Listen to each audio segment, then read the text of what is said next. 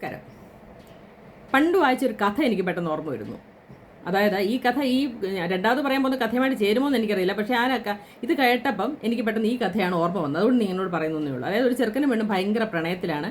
ആ പ്രണയം മൂത്ത് അവർ വിവാഹം കഴിക്കാൻ തീരുമാനിക്കുന്നു. പക്ഷേ അവർക്ക് ഒരു കാര്യം ഉറപ്പാണ്, ഇവരുടെ വീട്ടുകാർ ഒരിക്കലും സമ്മതിക്കത്തില്ല. അത്രയ്ക്ക് വൈരുദ്ധ്യങ്ങൾ നിറഞ്ഞ രണ്ട് കുടുംബങ്ങളാണ്. ഒരിക്കലും ചേരാൻ പാടില്ലാത്ത രണ്ട് കുടുംബങ്ങളാണ് അവർ തമ്മിൽ നിന്ന് അവർക്ക് വ്യക്തമായിട്ട് അറിയാം. അതുകൊണ്ട് തന്നെ ഇവർ എഴുത്തെഴുതി വെച്ചിട്ട് ഈ പറഞ്ഞ പോലെ ഒളിച്ചോടാൻ തീരുമാനിക്കുന്നു. അപ്പോൾ പെൺകുട്ടി എഴുത്തെഴുതി വെച്ചിട്ട് പിന്നെ ഒളിച്ചോടാനായിട്ട് കെട്ടും പാണ്ടൊക്കെ എടുത്ത് ഇറങ്ങി. അപ്പോൾ ചെറുക്കൻ എഴുത്തെഴുതാൻ നേരത്ത് എന്തായാലും അച്ഛനോടും അമ്മയോടും ഒന്ന് പറഞ്ഞേക്കാം എന്ന് പറഞ്ഞു. അപ്പോൾ സംഭവം പറഞ്ഞു കഴിഞ്ഞപ്പം അവൻ എന്താണോ നടക്കുമെന്ന് വിചാരിച്ചത് അതിന് നേരെ ഓപ്പോസിറ്റാണ് നടന്നത്. അവരെല്ലാ കാര്യങ്ങളും അങ്ങ് സന്തോഷപൂർവ്വം അങ്ങ് സ്വീകരിച്ചു. അതിനെന്താ മോനെ നീ ഉദ്ദേശിക്കുന്ന പോലെ അങ്ങനെയാണ് ഇങ്ങനെയാണെന്ന് പറഞ്ഞു. ഇവരെ ഒന്നുമില്ല, അതായത് ഇവർക്ക് ഒരു നെഗറ്റീവ് ഇവർ പറഞ്ഞില്ല എന്നുള്ളതാണ്. അവരെ രണ്ട് കൈ നീട്ടി പെൺകുട്ടിയെ സ്വീകരിക്കാൻ റെഡിയായിട്ട് നിൽക്കുകയാണ്.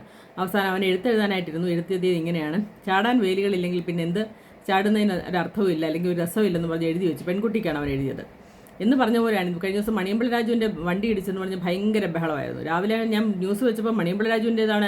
ഇത് മാത്രമേ കാണാനുള്ളൂ സ്ക്രോളിംഗ് ന്യൂസ്. എന്താ സംഭവം എനിക്ക് മനസ്സിലായില്ല. പിന്നെ ഞാൻ വേറെ ഏതോ ചാനൽ മാറ്റി നോക്കിയപ്പോഴാണ് ഇതുപോലെ മണിയമ്പിള്ള രാജുവിൻ്റെ ട്രിവാൻഡ്രം ക്ലബിൻ്റെ മുമ്പിൽ വെച്ച് മണിയമ്പിള്ള രാജുവിൻ്റെ വണ്ടി ഇടിച്ച് രണ്ട് കുട്ടികൾക്ക് നല്ല ഗുരുതരമായിട്ട് പരിക്ക് പറ്റി ആശുപത്രിയിലാണെന്ന കാര്യം മനസ്സിലായത്. അപ്പോൾ അദ്ദേഹം നിർത്താതെ പോവുകയും ചെയ്തു. അപ്പോൾ ഇതാണ് സംഭവം. അപ്പോൾ അദ്ദേഹം ആരോട് പ്രതികരിക്കാൻ തയ്യാറായില്ല.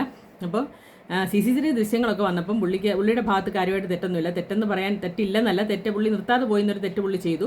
പക്ഷേ പുള്ളി വീട്ടിൽ ചെന്ന് അന്നേരപ്പം തന്നെ ക്ലബ്ബിലുള്ളവരെ വിളിച്ചു വന്ന് ഈ കുട്ടികളെ ആശുപത്രിയിലാക്കാനുള്ള കാര്യങ്ങളൊക്കെ അദ്ദേഹം ചെയ്തു. ആശുപത്രിയിൽ ചെന്ന് കാണിക്കുകയും ചെയ്തു എന്നൊക്കെ പറഞ്ഞു. അപ്പം പുള്ളി പറഞ്ഞൊരു സെൻറ്റൻസ് എന്നെ ഹഠാൽ ആകർഷിച്ചു. അതായത് ഞാൻ ഇടിച്ചെന്ന് അറിഞ്ഞപ്പോൾ ഇവിടെ മുഴുവൻ ചാനലുകാരായിരുന്നു. പക്ഷേ എൻ്റെ ഭാഗത്ത് തെറ്റൊന്നുമില്ല എന്നറിഞ്ഞു കഴിഞ്ഞപ്പം ആകെപ്പാടെ നമ്മുടെ മനോരമ ന്യൂസ് ചാനലുകാർ മാത്രമേ അവിടെ ഉണ്ടായിരുന്നുള്ളൂ. ബാക്കി ഒരാളെയും കാണാനില്ല. ഞാനെങ്കിൽ ഒരു പത്രസമ്മേളനം നടത്തിയേക്കാന്ന് വിചാരിച്ച് ഇറങ്ങി വന്നപ്പോൾ ഒരു മനുഷ്യരും ഇല്ലെന്ന്.